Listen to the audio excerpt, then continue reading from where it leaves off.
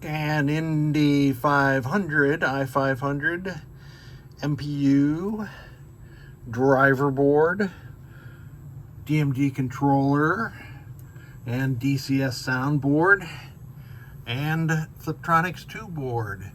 So the whole board set was sent in. I replaced the cap in the center of the image there on the Fliptronics 2 board. There were 5 1 microfarad caps on the DCS soundboard, plus these 2 big 10K caps that are in the power filter circuit. On the DMD controller, replaced the input filter cap, the 447K resistors there, and this 4.7K resistor in the center of the board. This board was operational, but that resistor, the sand resistor, was reading 7.4K, so that had to go, and I preemptively changed these 47K resistors because I think that's the start of a cascading effect that causes the high voltage section to fail. On the driver board, I have cleaned up some hackage that was at J120 and 121, used some through-hole rivets to do that.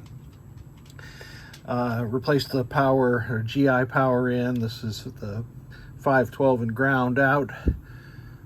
The unregulated 12, a ground connector used on some games. These are the AC inputs for the 5 volts and some other power supplies here. This one had column 3 in the lamp matrix locked on, so I replaced this tip 102. Interesting, when the row was locked on, I switched off power, removed these 2 connectors because you need to isolate that tip 102 to test it, and I tested it and it tested shorted. Then when it cooled down and I got it back on the bench, it tested just perfectly fine. I replaced it anyway. Of course, it needed to be replaced, and that has corrected the situation where row 3 was locked on. On the MPU board, standard fare here, the 100 microfarad cap, the 4.27 volt DC reset voltage watchdog and VRAM, and the header at J210. So let's test everything.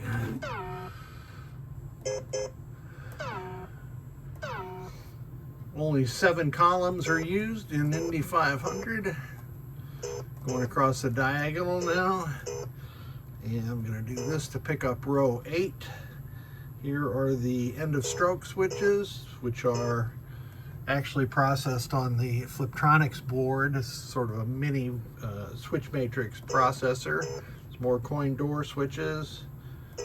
And here are the flipper switches. And I do have the flipper power connected. So those are clearly working. Now this one went twice because Indy 500 has 3 flippers. One of them is actually, and one of the flipper circuits is actually used for a diverter coil, and we'll see that when we get into these other tests. Let's get into a solenoid test, and I'll make it go.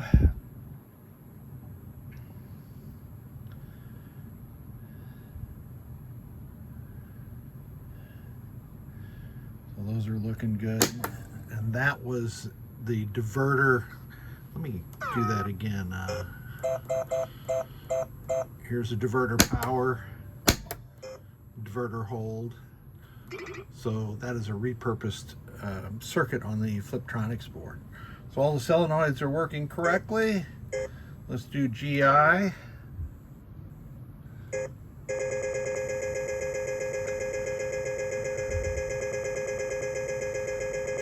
Perfect. We'll come back to sound and music. And you can see before row 3, it started out locked on dimly, and then it locked on brightly, so I knew there was something wrong with that transistor failing under load. All your flash lamps and your lamps are working correctly. Let's test the display. The only thing to really test here is to wait till the end. And by the way, I'm just holding down the advance button. And this is what we want to see, RAM test okay. So that tells us the RAM on that board is good. Let's go back to flipper coil test. This will be interesting.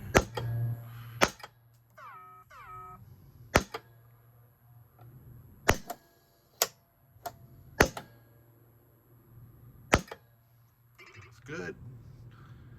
And now back to sound test for Indy 500.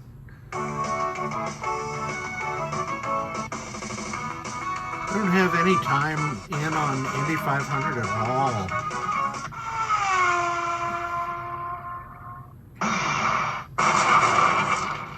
Extra ball. Outstanding. That was really something. Oh my goodness. Here's your power readings. The 5 volts is right on. The regulated 12 is right on. Unregulated 12 is 14.4, that's fine. 20 and almost 70 are your flash lamp and coil voltages. And didn't that sound test sound really good?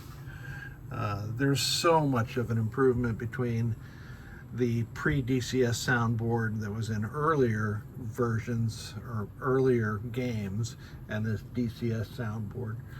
So that concludes all of the testing for this 5-board set. And there's only one thing left to do, and that is get back to bookkeeping and install my automated custom message maker, which is an Arduino that is connected up to the coin door buttons. And when I press the button on the Arduino, that blinking LED will go to green, and we start entering a custom message. And this takes quite a while, so I thank you so much for sending this board set.